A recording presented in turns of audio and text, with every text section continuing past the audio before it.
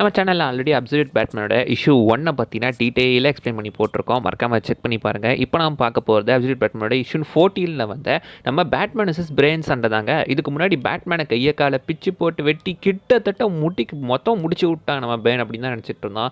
But பேட்மேனுக்கு prep time கொடுத்தா என்ன பண்ணுவாருன்னு தெரியும்ல, திரும்ப எந்திரிச்சு வந்து மொத்தம் பொழந்து கட்டிட்டார்ல நம்ம பேனை. ஸோ பார்த்தீங்கன்னா பேனை கிட்டத்தட்ட பார்த்தீங்கன்னா எனக்கு அந்த ஃபைட் அப்படியே நம்ம லீவே வர்சஸ் பீஸ்ட் டைட்டன் பார்த்துருக்கீங்கல்ல, லீவே வர்சஸ் பீஸ்ட் டைட்டன், அப்புறம் இப்போ கைஜு நம்பர் 8 வந்து அந்த கைஜூஸ் ஃபைட்டு, இதெல்லாம் அப்படியே ஞாபகப்படுத்துச்சிங்க. அப்படியே அந்த ஃபைட் மாதிரி இருக்குது. பேட்மேன் லிட்டராக ஒரு கைஜு கூட ஃபைட் பண்ணிக்கிட்டு இருக்காரு நம்ம பேனு.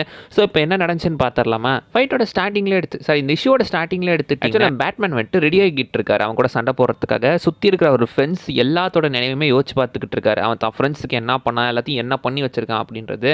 அண்ட் எல்லாருமே பார்த்தீங்கன்னா ப்ரூஸ் ஜெயிக்கிறதுக்காக தான் ரொம்ப ஆர்வமாக இருந்துகிட்டு இருக்காங்க. அது எல்லாத்தையுமே நினச்சி பார்த்துட்டு சண்டைக்கு கிளம்பலாண்டா அப்படின்னு சொல்லி பார்த்தீங்கன்னா பேட்மேன் சண்டைக்கு கிளம்புறாரு. அபாமினேஷன் அதோட எண்டு தான் இது. ஸோ நியூஸில் பார்த்தீங்கன்னா வந்துட்டு இன்னைக்கு பேட்மேன் வர்சஸ் பென் சண்டையெல்லாம் நடக்க போகிறது கிடையாது அப்படின்ற மாதிரி மேயர் என்னதான் சொன்னாலும் அவர் பார்த்தீங்கன்னா ஆக்சுவலி போய் தான் சொல்லியிருக்காரு. உண்மையிலேயே அந்த ஃபைட் நடக்க போகுது, ஃபைட்டோட அவுட்கம் என்னன்னு தெரிஞ்சுக்கணும் அப்படின்றதுக்காக அவர் ரொம்ப ஆர்வமாக வந்துட்டு இருக்காரு. இந்த பக்கம் பார்த்தீங்கன்னா பார்பரா வந்துட்டு நம்ம பேட்மேனோட அந்த ஒரு மாஸ்கையே பார்த்துக்கிட்டு இருக்காங்க. பார்த்துட்டு உன்னால் இது முடியுமாடா, உங்ககிட்ட பிளான் இருக்கா, நல்ல பிளான் இருக்கும்னு நம்புகிறேன் அப்படின்ற மாதிரி அவங்க சொல்லிக்கிட்டு இருக்கேன்.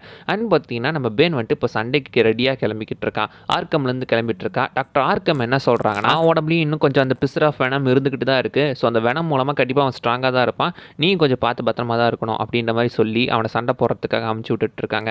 ஸோ நீ கொஞ்சம் ரெஸ்ட் எடுத்து, நீ சண்டையை முடிச்சுட்டு வந்து கண்டிப்பாக நீ நிறைய ரெஸ்ட் எடுக்கணும்டா அப்படின்ற மாதிரி சொல்கிறாங்க.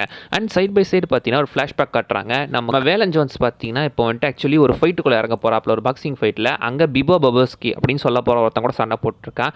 அந்த ஃபைட்டையும் இந்த ஃபைட்டையும் அப்படியே பேரலாக காட்டி போயிட்டு இருக்காங்க. இப்போ பேன் பார்த்தீங்கன்னா கரெக்டாக வந்துட்டு அந்த ஒரு பேஸ்பால் ஸ்டேடியத்துக்கு வந்துட்டான். பேஸ்பால் ரக்பி, அந்த ரக்பி ஸ்டேடியத்துக்கு வந்துட்டான். ஸ்டேடியத்துக்கு வந்துட்டு டேய் நான் இங்கே தான்டா இருக்கேன், எங்கடா அவங்க சாம்பியன் வர சொல்லுங்கடா அவனை அப்படின்னு சொல்ல.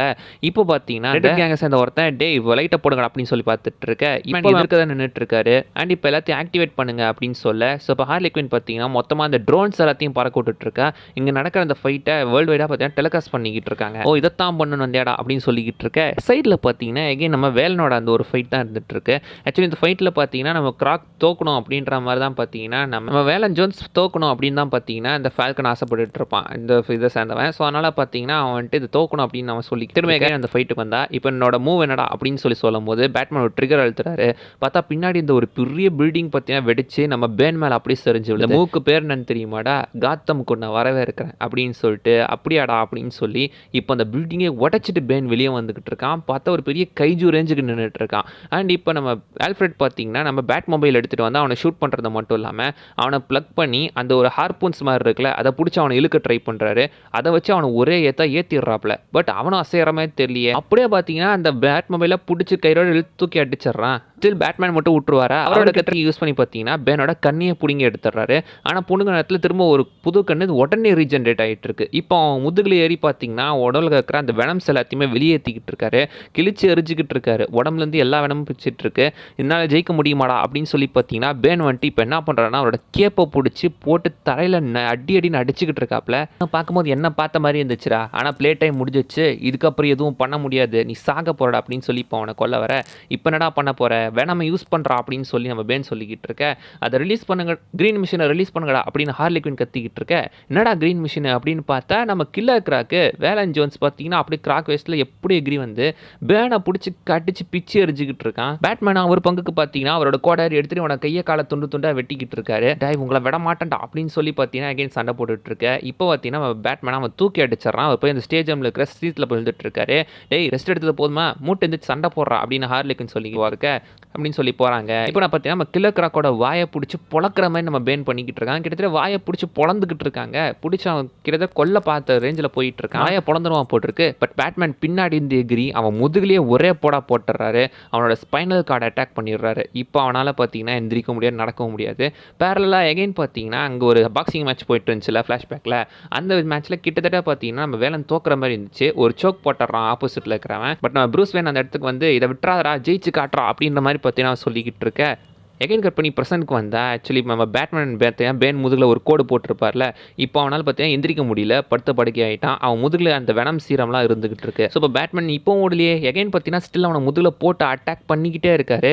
உனக்கு எனக்கு பெருசாக வித்தியாசம் இல்லைடா, உண்மைதான், நீ நானும் ஒன்று தான். ஆனால் என்ன, நான் எங்கள் அப்பாவோட முதுகையும் உடைக்கல, அவர் மனசையும் உடைக்கல அப்படின்னு சொல்ல, பேன் எகைன் பார்த்தீங்கன்னா உடம்புல இந்த மொத்த வெனமையும் இன்டியூஸ் பண்ணி பயங்கரமாக ரீஜென்ரேட் பண்ணிக்கிட்டு இருக்கான். திரும்ப வந்துட்டான். உன்னால் இதில் ஜெயிக்க முடியும்னு நினச்சியாடா டே அப்படின்னு சொல்லி பேட்மேனை போட்டு அடி பொழந்துக்கிட்டு இருக்கான்.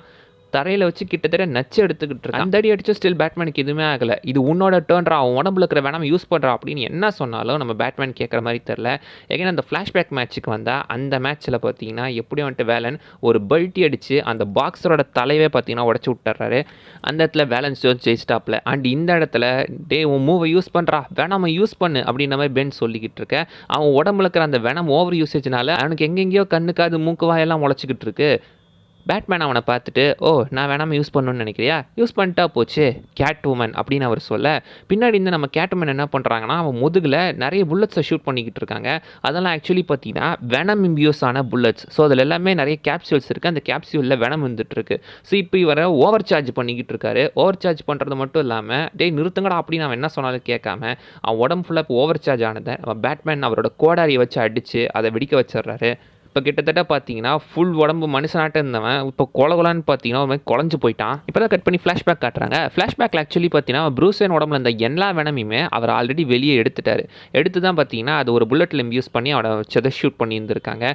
அண்ட் இப்போ பார்த்தீங்கன்னா அவன் கொலகொலானாக அந்த சதை எல்லாத்தையுமே தூக்கி கொண்டு போய் பார்த்தீங்கன்னா கடலோரமாக கொண்டு போய் கொட்டிட்டு வந்துடுறாரு பேட்மேன். அந்த பேட்மொபைல் யூஸ் பண்ணி கொட்டிட்டு வர இதோட சோலி முடிஞ்சிடா அப்படின்னு சொல்லிட்டு பார்த்துட்டு இருக்காங்க. மற்ற எல்லாருமே அதை பார்த்துட்டு பேட்மேன் ஜெயிச்சிட்டான் அப்படின்னு சொல்லி பேட்மேனோட ஃப்ரெண்ட்ஸ் மற்றவங்க எல்லாருமே அந்த வெற்றியை கொண்டாடிக்கிட்டு இருக்காங்க. லேட்டரான் என்ன ஆகுதுன்னா நம்ம கேட்டுமனை காட்டுறாங்க. செலினா பற்றி ஆக்சுவலி ஃப்ளைட்டில் போயிட்டு இருக்கா. அந்த இடத்துல பார்த்தீங்கன்னா அந்த பேட்மேன் உடம்புலேருந்து எடுத்த அந்த ஒரு வெனமில் கொஞ்சத்தை அவள் பெட்டியில் போட்டு எடுத்து போயிட்டு இருக்கா. யாருக்கோ விற்க தான் எடுத்துகிட்டு போகிறா, பட் யாருக்குன்னு தெரில. எகைன் கட் பண்ணி பார்த்தீங்கன்னா நம்ம பேனை காட்டினா அவன் இப்போ பார்த்தீங்கன்னா வெறும் ஸ்பைனல் கார்டும் மூளையும் கண்ணு மட்டும் தான் வந்துட்டு இருக்கு. பட் ஸ்டில் உயிரோட இருக்கான்.